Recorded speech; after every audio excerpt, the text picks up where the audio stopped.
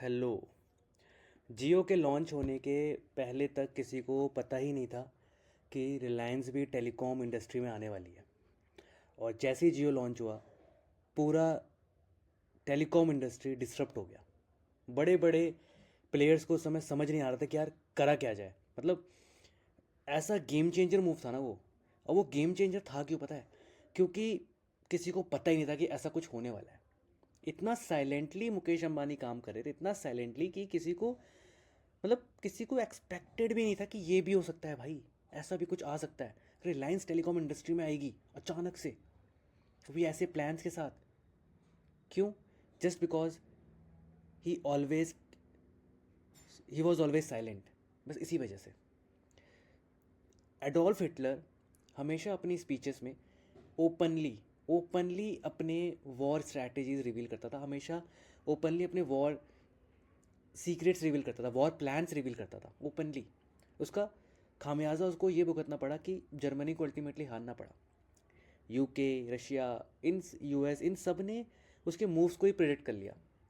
That's why उसको just एक ज़्यादा बोलने की वजह से और अपने सीक्रेट्स को रिवील करने की वजह से उसको हारना पड़ा। स्टीव जॉब्स हमेशा कभी बताते ही नहीं थे कि उनका नेक्स्ट प्रोडक्ट होने क्या वाला है, उनका नेक्स्ट मूव होने क्या वाला है। जब एप्पल फर्स्ट टाइम लॉन्च हुआ ना, फर्स्ट टाइम किसी को पता ही नहीं था कि बटनलेस फ़ोन भी आने वाला है। किसी को पता ही नहीं था। और लोग वो शॉक्ड, भाई ये क्या हुआ। क्यों? क्योंकि जब तक प्रोडक्ट पूरी तरह रेडी नहीं होता था, वो उसको रिवील ही नहीं करते थे कि चल क्या रहा है भाई, क्या रेवोल्यूशन आने वाला है, पता ही नहीं चलता था। यू कीप गेसिंग और गेस भी नहीं कर पाओगे। क्यों? क्योंकि मार्केट में उसकी न्यूज़ ही अवेलेबल नहीं है कि बन क्या रहा है, हो क्या रहा है अंदर। चेस में जो ग्रैंड मास्टर्स होते हैं, कभी भी वो अपने मूव्स को प्रिडिक्ट होने ही नहीं देते। उनकी आंखें किसी और उस पर गोटी पे होंगी, हाथ कहीं और जा रहा होगा, और सामने वाला है ना भाई, होगा होने क्या वाला है, और हम सब शॉक्ड, भाई ये क्या हुआ, ये कैसे मूव हो गया। जूलियस सीजर एक बहुत ही विजनरी लीडर थे, बहुत ही विजनरी। अगर आपने उनके बारे में पढ़ा है, उनसे पता है गलती क्या हुई? उन्होंने ओपनली रिवील कर दिया कि उनको रोम का एब्सोल्यूट लीडर बनना है। बस वही प्रॉब्लम हो गई। उनके खुद के दोस्त सीनेटर्स उनके खिलाफ हो गए और उनको मार दिया गया, जस्ट बिकॉज उन्होंने ओपनली रिवील कर दिया, उन्होंने अपने तक नहीं रखा। नेपोलियन बोनापार्ट, जिनके बारे में हम सब ने पढ़ा है, सुना है, पता है, बहुत ही ब्रिलियंट जनरल थे। बट गलती पता है क्या करते थे? ओपनली अपनी मिलिट्री स्ट्रैटेजीज, अपनी वॉर स्ट्रैटेजी बता देते थे। इससे नुकसान ही होता था उनके खुद के जो अंदर जो लोग थे, जो उनको भी नहीं पता था कि मतलब वो उनके साथ विश्वासघात कर रहे हैं, उनकी टीम में रह के वो उनके दुश्मनों तक उनकी स्ट्रैटेजीज बता देते थे। और उनके दुश्मन उनके मूव्स को प्रिडिक्ट करने के बाद उनको हरा देते थे। हरा दिया ही था। यही सबसे बड़ा रीज़न था। हिस्ट्री भरी पड़ी है ऐसी कहानियों से कि जहाँ पे एक कॉमन मिस्टेक निकल के आती है कि अपने सीक्रेट्स को कभी रिवील नहीं करना है। आप कुछ भी करते हो, कुछ भी, अपने सीक्रेट्स कभी बताओ मत कि मैं क्या कर रहा हूँ, मैं किस चीज़ पे वर्क कर रहा हूँ। मुकेश अंबानी, स्टीव जॉब्स, रतन टाटा, ये सब कभी बताते ही नहीं थे कि किस पे वर्क कर रहे हैं।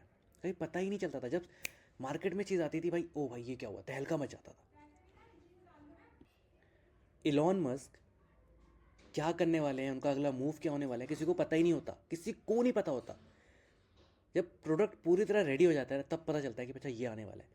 टेस्ला हो, स्पेस एक्स हो, जब तक काम पूरा नहीं हो जाता तब तक मार्केट में पता ही नहीं चलता कि हो क्या रहा है, बन क्या रहा है, होने क्या वाला है। पता है क्यों? अगर पता चल गया ना, तुमसे पहले तुम्हारे कॉम्पिटिटर ही करके निकल जाएंगे। फिर फ़ायदा क्या? वो मेहनत का, वो रिसर्च का, पूरी टीम की मेहनत बर्बाद, आपकी सोच बर्बाद, आपकी रिसर्च बर्बाद। अमीर लोग यही सीक्रेट को यूज़ करते हैं। यही लॉ नंबर 4 बोलता है कि अपने ज़्यादा बोलो मत, अपने सीक्रेट्स को रिवील मत करो, उतना ही बोलो जितना नेसेसरी है। जब तुम कम बोलोगे ना तो लोग तुम्हें अंडर एस्टिमेट करेंगे, और जब तुम्हें वो अंडर एस्टिमेट करेंगे ना, वही तुम्हारा सबसे बड़ा एडवांटेज होता है। क्योंकि तब तुम शॉक कर देते हो, भाई ये क्या कर दिया साहब, इस भाई ये तो सोचा नहीं था ऐसा भी कुछ आ जाएगा। लॉ नंबर 4 यही कहता है, कम बोलो, ज़्यादा सोचो और जितना ज़रूरी हो उतना ही बोलो। पुतिन पुतिन हमेशा क्यों सबको सरप्राइज़ कर देते हैं? क्योंकि कभी वो अपनी इंटेंशंस को ओपनली रिवील ही नहीं करते। कभी भी वो अपनी इंटेंशंस को ओपनली रिवील करते ही नहीं है। इसी वजह से उनके मूव को कोई प्रिडिक्ट ही नहीं कर पाता। इसलिए वो इतने टाइम से रशिया पे आज भी रूल कर रहे हैं। यही सबसे बड़ा रीज़न। जितने भी सक्सेसफुल लोग, अमीर लोग देखोगे ना, इस सीक्रेट का वो अच्छे से यूज़ करते हैं कि अपनी चीज़ों को ओपनली कभी वो रिवील करते ही नहीं है कि वो हो क्या रहा है। जितना ज़रूरी है उतना बोलते हैं, ज़्यादा सोचते हैं, और जितना तुम्हारे लिए ज़रूरी है बस उतनी ही न्यूज़ मार्केट में सर्कुलेट होती है। तो यही था लॉ नंबर 4। अब अगले लॉ में मिलेंगे, एंड वो भी बहुत गेम चेंजर होने वाला है। एंड इसी के साथ मेरी एक ई बुक है, the art of story telling, वो लाइव हो चुकी है। अभी तो फ्री है, कब पेड हो जाएगी मुझे भी नहीं पता, मैं दिखा देता हूँ अपनी वेबसाइट पे। तो ये मेरी वेबसाइट है, बहुत सिंपल है .com। डिस्क्रिप्शन में भी लिंक है, वहाँ से भी जा सकते हो। यहाँ पे आओगे, नीचे ये सारे मेरे कोर्सेज आने वाले हैं। ये आर्ट ऑफ स्टोरी टेलिंग, ये लाइव हो चुकी है, फ्री है, पढ़ो, बहुत ही अच्छी ई बुक है। बाकी हेडोनिक ट्रेडमिल बहुत जल्दी लाइव होने वाली है। अभी ऐड टू कार्ट ही होगा नहीं, अभी थोड़ा काम चल रहा है इस पर। बाकी स्टॉइक विजडम है, टाइम मैनेजमेंट के ऊपर, सीक्रेट्स ऑफ डार्क साइकोलॉजी के, बहुत अच्छे अच्छे प्रीमियम कोर्सेज आने वाले हैं, बहुत ही किफ़ायती दामों पे। तो चैनल को सब्सक्राइब जरूर कर लेना, अदरवाइज़ मिस कर दोगे, मेरा कुछ नहीं जाएगा भाई। ये सारे रिव्यूज़ हैं, तो ये वेबसाइट है, इस पर जाओ और चैनल को सब्सक्राइब करो और चैनल को सपोर्ट करो यार, ठीक है? Okay, tata, see you, bye bye.